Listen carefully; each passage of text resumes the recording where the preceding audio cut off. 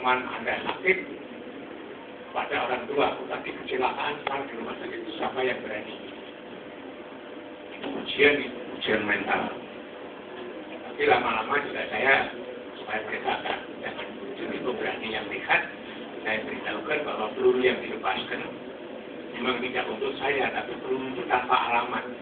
Bisa sampai pada siapapun gitu. Nah, mulai rasakan kendor ini, jangan jadi orang berani mati, ya saya itu berani hidup gitu. Jadi itu saya agak selamat gitu ya, selamat ya. Kemarin minggu yang lalu mantan murid saya, ya kalau ketemu saya ya lulus itu hanya mengatakan gini, Pak Nabila, saya ini orang desa di Klitung Wonosobo, sama yang dari Klitung Wonosobo. Waktu sekolah SD itu saya tidak pakai sepatu, tidak apa-apa, pokoknya nggak cacingan aja nggak lupa. Dia sudah waktu itu Letnan 2, dia Letnan 2 ke Letnan 1, saya ajar di Institut Ilmiah Angkatan Laut. Dia termasuk orang yang pintar. Akhirnya mengambil S2 di Amerika, kembali di bawah Profesor Matias Arum, jadi doktor. Terus saya minta, dulu kalau saya manggil, paling-paling waktu masih belajar ya, gimana Lek? Terus kalau lulus kan saya mengatakan lain, Pak Bias gimana? Akhirnya saya promosikan menjadi guru besar, tapi pangkatnya bintang 2 di Angkatan Laut. Minggu yang lalu meninggal, murid saya meninggalnya saja di Cina.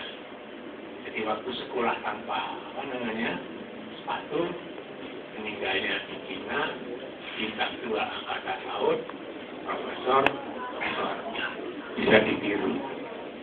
Jadi, tapi kalau bisa ya tak meniru umur panjang gitu ya.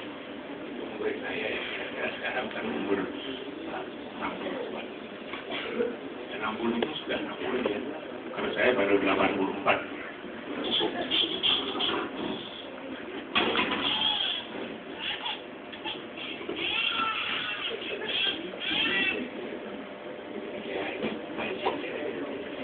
Jadi salah satu bahasa asing supaya Anda kuasai, saya tidak lanjutkan bahasa